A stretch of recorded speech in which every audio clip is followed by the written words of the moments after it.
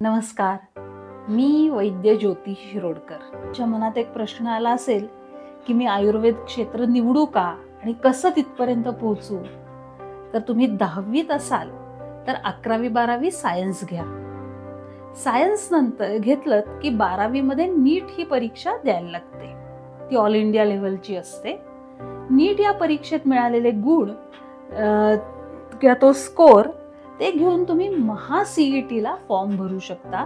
महाराष्ट्रातल्या सर्व मेडिकल कॉलेजेससाठी तो फॉर्म असतो आणि त्यातनं तुम्हाला आयुर्वेद हा कोर्स निवडता येऊ शकतो. पण त्यासाठी तुम्ही आयुर्वेदाला या किंवा ॲलोपॅथीला या किंवा कुठलंही वैद्यकीय क्षेत्र निवडा, मेहनतीला पर्याय नाही. एकतर तुम्हाला बायोलॉजीची आवड लागते. वैद्यकीय क्षेत्रात जर तुम्ही येणार असाल तर तुम्हाला पेशंट विषयी किंवा पेशंटला बरं करण्याविषयी आत्मीयता आणि आस्था लागते. अगदी वेटरनरी डॉक्टर होणार असाल तरीही प्राण्यांविषयी आस्था लागते. त्यामुळे ह्या क्षेत्रात यायचं असेल तर प्रचंड अभ्यास करायची तयारी पाहिजे, पेशंट विषयी आस्था पाहिजे आणि आपण जे शिकू ते ज्ञान धाडसानी पेशंटच्या बाबतीत अप्लाय करण्याचं धाडस पाहिजे, हे चिकाटी पाहिजे.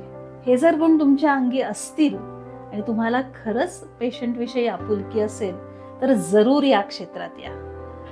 आता सगळीकडे आयुर्वेदाचा उदो होतोय.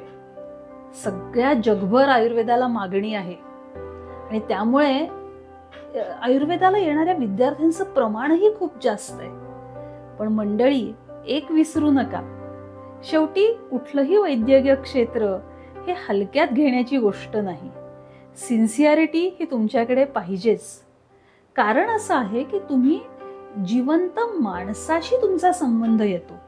त्यामुळे जी काही औषधं वापराल, जे काही उपचार कराल, याचा उपयोग एका माणसाच्या जगण्याशी असतो. त्याचं डायरेक्ट ॲप्लिकेशन असतं आणि त्यामुळे आयुर्वेद क्षेत्रात येताना सुद्धा ही महत्वाची गोष्ट तुम्ही लक्षात ठेवली पाहिजे.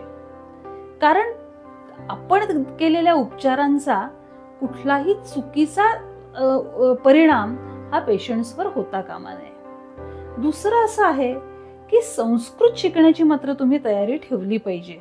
संस्कृतची आवड असेल, संस्कृतमधनं शिकण्याची तयारी असेल आणि संस्कृत हे मराठीतनं शिकून घेण्याची जरी तयारी असेल तरी या क्षेत्रात यायला हरकत नाही. पण मुळात तुम्हाला संस्कृत विषयी जर नावड असेल तर तुम्हाला तेवढी मजा येणार नाही. तिसरी गोष्ट, तुम्हाला आपल्या संस्कृतीचा आणि परंपरेचा पण थोडासा का होईना अभिमान असला पाहिजे. कारण तो असेल तर तुम्ही आयुर्वेदाच्या जवळ जाऊ शकता. त्याच्याविषयी जर तुम्हाला अनास्था असेल तर मग प्रत्येक गोष्टीच्या बाबतीत तुम्ही चिकित्सा कराल. आणि चौथी गोष्ट, आयुर्वेद हे मुळातच वेगळं शास्त्र आहे. त्याला तुम्ही आधुनिक शास्त्राची मापदंड वापरून जर त्याला त्या तुलनेत जर तुम्ही बघायचं ठरवलं तर तुम्हाला आयुर्वेद कधीही कळणार नाही. यासाठी मनाची पाटी कोरी ठेवून आयुर्वेदावर श्रद्धा ठेवून आयुर्वेद शिकायला या. आयुर्वेद तुम्हाला नक्की भरभरून देईल. कुठलंही वैद्यकीय क्षेत्र असो, तुम्ही जर अध्यापन किंवा असं काही करणार असाल किंवा नोकरी करणार असाल तर एक फिक्स्ड इन्कम असतं. पण तुम्ही जर स्वतःची प्रॅक्टिस करणार असाल, प्रायव्हेट प्रॅक्टिस, तर मात्र थोडाफार जो काही सेटलमेंटसाठी लागणारा काळ आहे तो तुम्हाला द्यायला लागतो. कारण काय होतं, इंजिनियर्स किंवा IT मधली लोक आहेत, त्यांना नोकऱ्या लवकर लागतात आणि त्यांची इन्कम सुरू होते. पण त्यावेळी आयुर्वेदातला माणूस किंवा ॲलोपॅथीतला डॉक्टर, कुठलाही डॉक्टर हा पोस्ट ग्रॅज्युएशन करत असतो किंवा झगडत असतो सेटलमेंटसाठी. कारण डॉक्टरला प्रायव्हेट जर प्रॅक्टिस करायची असेल, स्वतंत्र वैद्यकीय व्यवसाय उभा करायचा असेल तर सेटलमेंट होण्यासाठी लागणारा काळ हा इतर प्रोफेशन्सपेक्षा जास्त आहे. तर तुमच्यात तेवढा पेशन्स आहे ना, हे पण आधी तपासून घ्या. आपल्याला शाळेत असताना व्हायरसेस, बॅक्टेरिया यांची ओळख होते.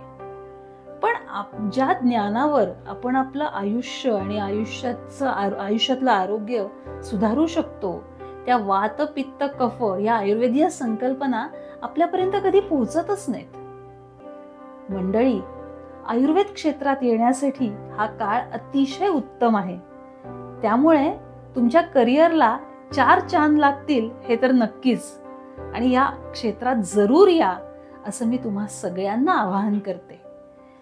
माझ्या करिअर निवडीच्या वेळी जे मला नैराश्य आलं होतं की मला ॲलोपॅथीला ॲडमिशन मिळाली नाही, आयुर्वेदाला मिळाली, तसं नैराश्य तुम्हाला नक्कीच येऊ नये असा आयुर्वेदाचा काळ सध्या आहे. धन्यवाद.